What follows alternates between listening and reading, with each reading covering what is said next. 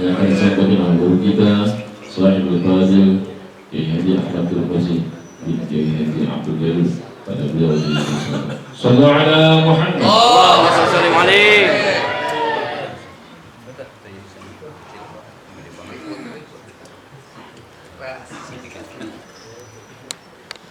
Bismillahirrahmanirrahim. Assalamualaikum warahmatullahi wabarakatuh.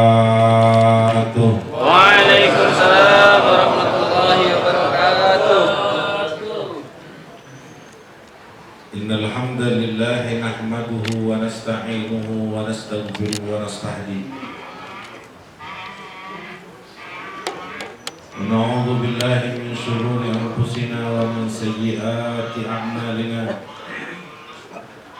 Man yahdihillahu fala mudilla lahu wa man yudlilhu fala hadiya lahu. Asyhadu an la ilaha illallah wa asyhadu anna sayyidana wa imamana Muhammadan abdullah wa rasuluh. Allahumma salli wa sallim wa barik ala sayyidina Muhammad wa ala ahli baitihi at-tayyibin at-tahirin. وارض اللهم عن ساداتنا أبي بكر وعمر وعثمان والعلي والحسن وعن بقية الصحابة رسول الله أجمعين. سبحانك لا علم لنا إلا ما علمتنا إنك أنت العليم الحكيم. رب اشرح لي صدري ويسر لي أمري واحلل عقدة من لساني يفقهوا قولي. ربنا آتنا من لدنك رحمة وهيئ لنا من أمرنا رشدا. Yang sama-sama kita hormati keluarga besar almarhum Kiai Haji Muhammad Yaqub, wabil khusus Habibullah Ustaz Salahuddin. Mudah-mudahan keluarga besarnya Allah berikan keberkahan. Amin. Anak cucu beliau bisa menjadi kebanggaan dan selalu membuat beliau, bapak beliau, kakek beliau tersenyum karena bisa menjadi putra-putri yang saleh dan salehah. Amin ya rabbal alamin. Hadratul fadilah, para guru, para muallimin, para kiai, wabil khusus pimpinan Porsila Kiai Haji Abdul Jawas Khairi, Kiai Haji Ahmad Muradi MA, Kiai Haji Ishaq, dan seluruh asatizah, para guru yang saya tidak sebutkan namanya satu persatu, pimpinan musolah dan masjid, hadirin dan hadirat, bapak-bapak, abang-abang yang saya hormati dan dimuliakan Allah. Mudah-mudahan semuanya sehat walafiat. Amin. Alhamdulillah,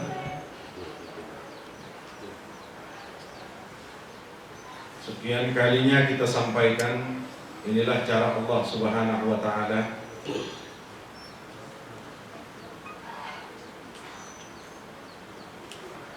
agar kita kelak nanti di akhirat dikumpulkan dengan orang baik. Amin. Karena duduk kita di tempat ini, husnuzon pastinya sama tujuannya. Karena Allah, karena nuntut ilmu, karena taat kita kepada Allah, cinta kita kepada Rasulullah, dan mengikuti sunnah-sunnah. Maka kelak nanti di akhirat Allah akan kumpulkan kita dengan Sayyidina Muhammad. Maka betahlah pada tempat-tempat baik, betahlah kumpul-kumpul dengan orang-orang baik. Ini tidak makan waktu berjam-jam. Walaupun ini tidak menghibur, Ini tidak membuat asik. Kenapa itu semua terjadi? Karena memang setan gak pernah lepas untuk terus mengganggu kita agar kita tidak khusyuk, agar kita tidak ikhlas. Tapi saat kita bisa sabar dalam sebuah ketaatan ini, sabar sampai selesai, sabar sampai kita terus kembali, kita istiqomahkan, kumpul dengan orang baik di tempat yang baik. Mudah-mudahan ini akan menjadi kebahagiaan yang luar biasa yang kelak nanti Allah akan balas di akhirat. Amin. Amin ya Rabbal. Salawat beserta salam tak lupa kita sampaikan kepada junjungan kita, pimpinan kita, Sayyidina wa Habibina wa Syafi'ina wa Maulana Muhammadin, serta keluarganya, para sahabatnya, pengikutnya, umatnya sampai hari kiamat kelak. Para orang tua, bapak-bapak, abang-abang yang saya hormati dan dimuliakan Allah. Isra Mi'raj Al-Asir min al-Bi'satin Nabawiyah, 10 dari kenabian Sayyidina Muhammad terjadilah Hadisatul Isra wal Mi'raj, terjadilah peristiwa Isra dan Mi'raj. Ini Allah Subhanahu wa taala berikan setelah Allah Subhanahu wa taala uji Sayyidina Muhammad dengan Allah ambil orang-orang yang paling dicintai dalam kehidupan dunia.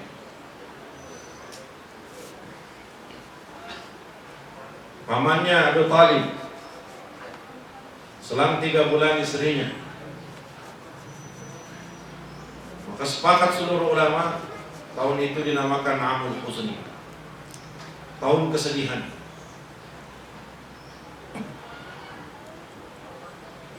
Ada sebuah rencana Sayyidina Muhammad untuk terus melakukan safari dakwanya, dan saat itu ke Bani Saqif atau yang kita kenal dengan daerah Taif. Bainahu raddu an-Nabi sallallahu alaihi wasallam raddan qadhiha. Sebagai manusia harapan Nabi hancur. Karena sebagai manusia Nabi berharap diterima dakwah ini.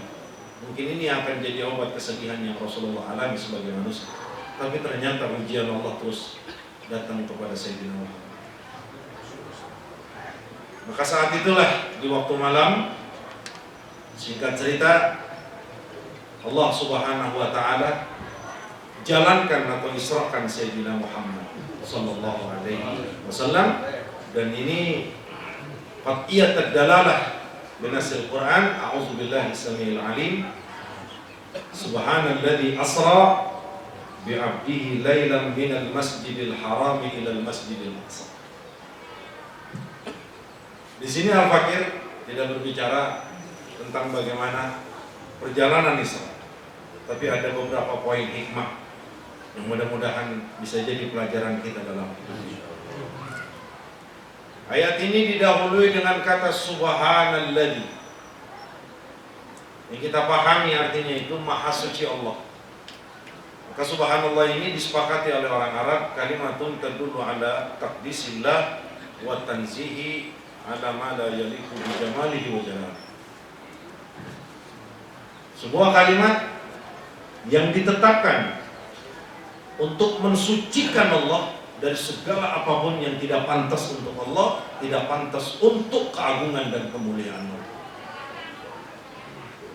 Namun di sini ada pelajaran yang Allah sedang ajarkan kepada Sayyidina Muhammad, khususnya saat itu. Dan Allah Subhanahu wa taala ajarkan umumnya untuk hambanya, khususnya kita umat Sayyidina Muhammad sallallahu alaihi wasallam. Sedikit kita kembali kepada sejarah tersebut. Dengan disediakan kendaraan yang namanya buraq. Jadi banyak versi ulama yang berbicara tentang buraq. Wa arjahul aqwal, pendapat yang paling kuat, sebagaimana guru-guru kami, bahwa buraq ini adalah satu kendaraan yang Allah siapkan yang memiliki hubungan kuat dengan listrik. Di sini Allah sedang memberikan tahu kepada kita bahwa ciptaan Allah langsung itu lebih canggih daripada ciptaan Allah melalui tangan manusia yang mereka klaim itu adalah ciptaan mereka. Apa kurang sombongnya Amerika? Apa kurang sombongnya Yahudi? Apa kurang sombongnya Perancis? Apa kurang sombongnya Eropa dan Barat? Saat dari tangan mereka lahir teknologi-teknologi yang luar biasa canggih. Sementara pada hakikatnya menurut keyakinan kita orang Islam sebagai umat Nabi Muhammad, itu adalah ciptaan Allah lewat tangan mereka. Tapi mereka mengaku inilah ciptaan. Buruk yang disediakan sebagai kendaraan Sayyidina Muhammad dalam hadisatul Isra ini tidak lain adalah untuk menantang.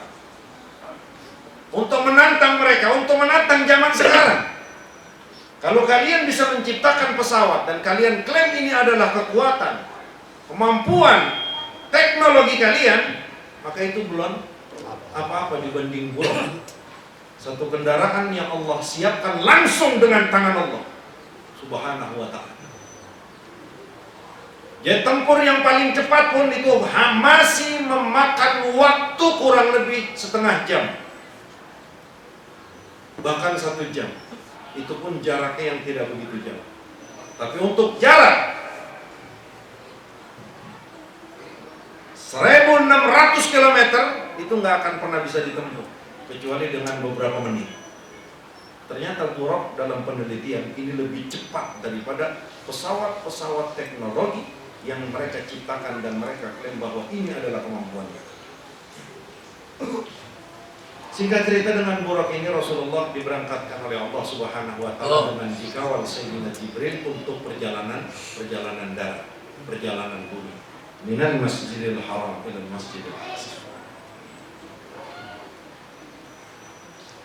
Diikat Buraq tersebut dan kemudian setelah beberapa proses yang Allah perintahkan dan dilaksanakan Sayyidina Muhammad, maka berangkatlah Sayyidina Muhammad ditemani Jibril. Langit pertama, kedua, ketiga, keempat, kelima, sampai ketujuh. Sampai pada akhirnya Sayyidina Jibril tidak diberikan mandat untuk mengantar Sayyidina Muhammad. Belum pagi dalam beberapa riwayat, belum subuh dalam beberapa riwayat, Rasulullah sudah kembali. Akal yang mana yang bisa menerima kejadian ini? Logika mana yang bisa menerima kejadian ini? Tidak ada satu logika pun yang saat itu menerima kejadian ini. Coba kita bayangkan. Pangkalan Waringin ke Pondok Gede, naik mobil aja itu paling cepat 10 menit. Benar nggak kira-kira? Paling cepat 10 menit. Tahu-tahu Kiai Jawas dari Gang Gondang baru salaman sama kita, tahu-tahu udah ada di mall dengan waktu durasi 1 menit atau 30 detik sampai 1 menit. Kira-kira akal kita terima nggak? Bakal diterima. Bagaimana hukum dunia itu nggak akan pernah menerima kejadian apa yang memang Allah tetapkan untuk Sayyidina Muhammad. Di sini Allah sedang menguji keimanan.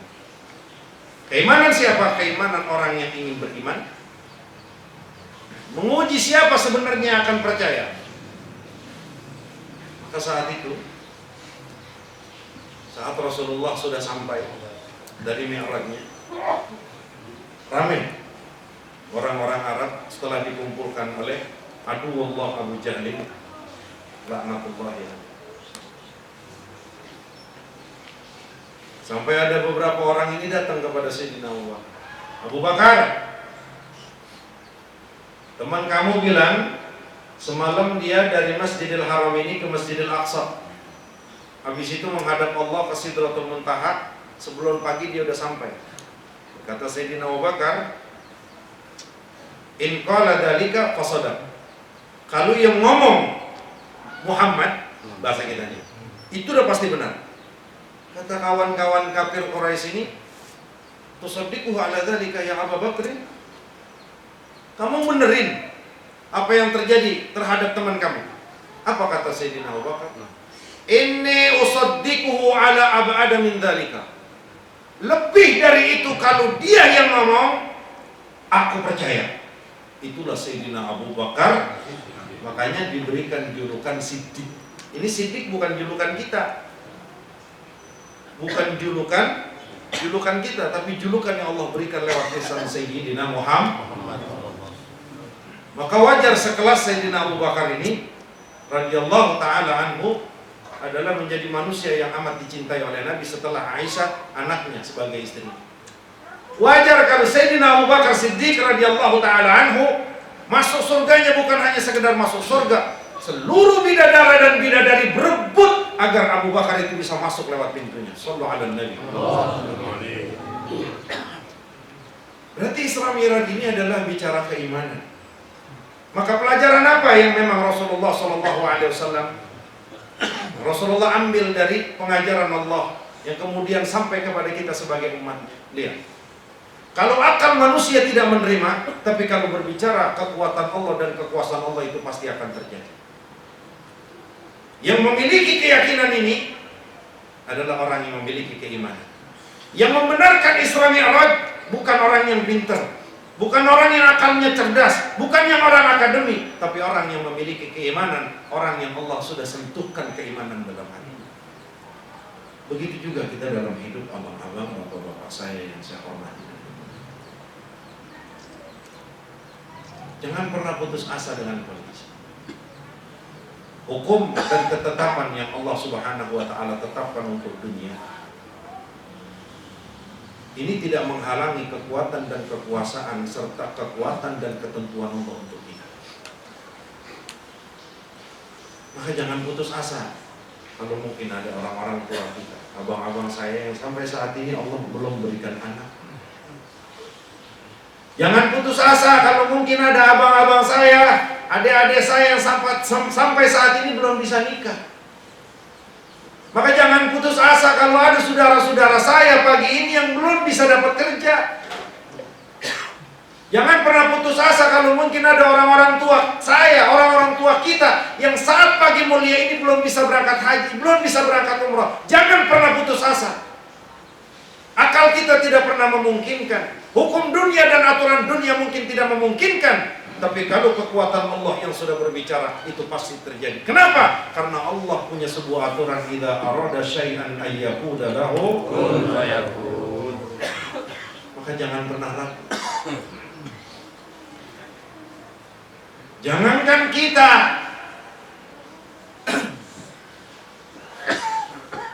sebagai umat Sayyidina Muhammad sallallahu alaihi wasallam, mereka saja yang tidak beriman dengan Allah, mereka saja yang tidak beriman dengan Rasulnya masih Allah berikan. Kenapa kita tidak?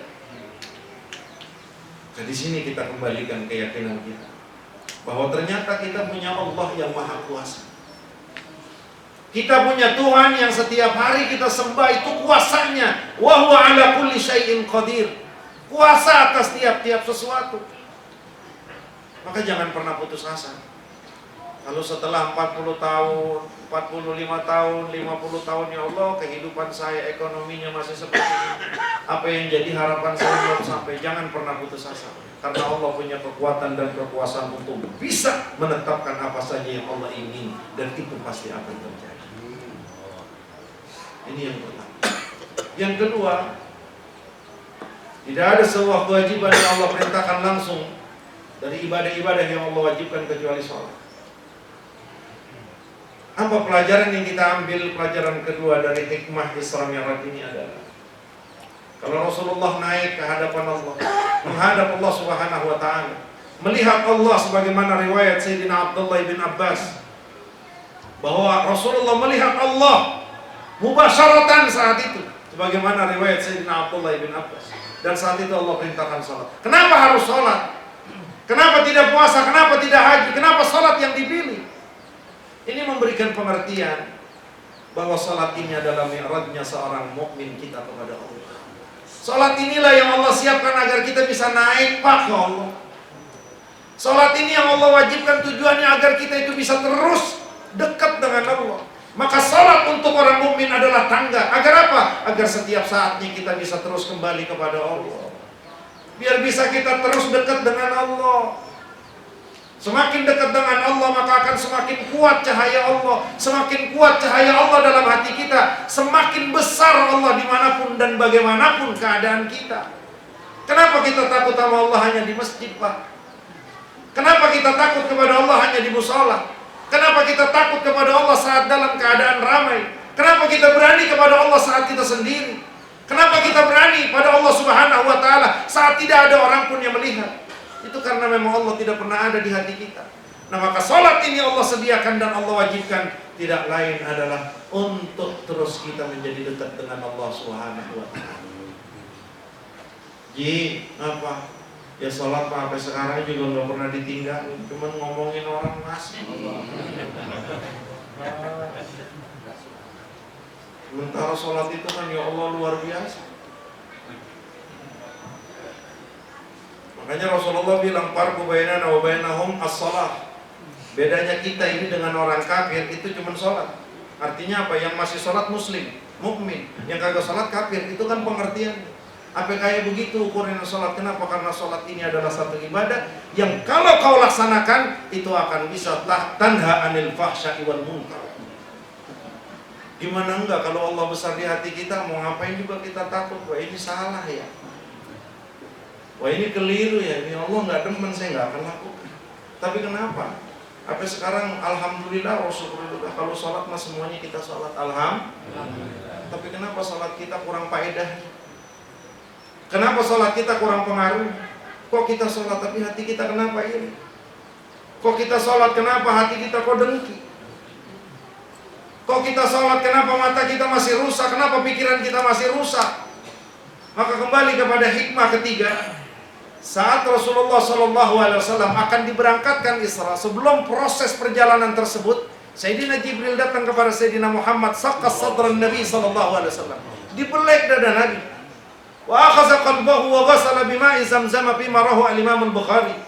Diambil hati Nabi dan kemudian dicuci oleh Sayyidina Jibril dengan air Zamzam, kemudian dipenuhi dengan ilmu dan hikmah. Apa maknanya? Apa pelajarannya? Apakah ini khusus buat Nabi? Iya, ini khusus buat Nabi. Tapi ada sebuah pelajaran yang kembali kebaikan dan manfaatnya untuk kita. Apa manfaatnya? Apa pelajarannya? Artinya bagaimana supaya salat kita bisa menjadi tangga menghantarkan kita kepada Allah. Ini harus kita lakukan berangkat dari hati yang bersih. Hanya sampai sekarang jujur aja bang, kagak saya yang ngomong. Kali mungkin abang-abang, bapak-bapak ada yang sama sama saya. Itu sholat tapi sekarang masih aja beban. Woi, bener kagak? Kalau yang udah tua-tua mah nih, ya Esa romanya udah mantep tuh man, udah pakem. Yang Rodi, di Jawa asal yang lain bahasa udah ubanan juga romanya udah mantep. Cuman kalau saya pribadi, jujur aja pak. Sholat itu belum enak. Belum ya? Allahu Akbar udah kepikiran apa? Bener gak? Belum enak. Nah kenapa memang? Karena memang hati kita itu gak pernah sinkron dengan sholat. Hati kita ke pasar, hati kita ke perempuan, hati kita ke banda. Sementara ini kewajiban. Makanya apa? Apapun sholat yang kita lakukan, mau jamaah, mau sendiri, pengennya buru-buru. Bener begitu gak kira-kira? Iya bener kan ya? Itulah kenapa nggak sinkron. Nah ini kan artinya bahwa sholat yang kita lakukan sampai saat ini, itu pengaruhnya dalam hidup kita belum besar. Bukan sholatnya yang salah, tapi apa? Pelaksanaan sholat tersebut masih belum sesuai sebagaimana yang dicontohkan oleh Nabi. Bukan lahiriahnya bang, bukan urusan zahiriyah. Tadi Kiai udah nyampein kalau urusan begitu mah semua orang pondok gede ahlinya. Fikihnya juga udah mantap semuanya. Tapi batin kita yang kita lalai. Hati kita yang kita lalai. Sakit badan kita buru-buru berobat ke dokter. Tapi sakit hati itu kadang-kadang kita anggap oh nggak ngapa-ngapa. Sehingga apa? Sampai saat ini hasad itu masih kita rawati. Iri itu kita masih rawati, buruk sangka itu masih kita rawati. Berarti kenapa? Kita betah dengan penyakit. Saat kita nggak betah dengan penyakit bagian luar kita, kenapa kita betah dengan penyakit yang ada di hati kita? Itulah alasannya kenapa sebelum perjalanan Isra ini Rasulullah harus dibelah dadanya oleh Sayyidina Jibril sebagaimana perintah Allah agar semua hati itu bisa suci. Karena modal dari hati yang suci dan bersih ini, dia akan bisa sampai kepada kemuliaan Allah. Begitu juga kita bangsa. Ayo dah, ntar kita sholat Johor. Ntar kita sholat Johor di sini, bareng-bareng misalnya, atau jamaah. Istighfarin dulu. Istighfarin dulu hati kita. Makanya kan selama ini kita syahadat, mau syahadat di dalam sholat, mau syahadat di apapun, asyhadu an la ilaha illallah, itu kan sebatas syahadat mulut. Kadang-kadang mulut kita syahadat, hati mah enggak. Maka di sini kita perlu apa? Perlu syahadatkan hati kita.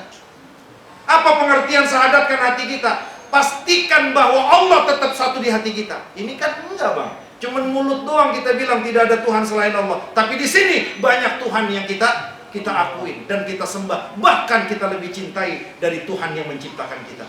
Jujur atau tidak, sadar atau tidak, itulah kenyataan yang kita hadapi dalam hidup ini.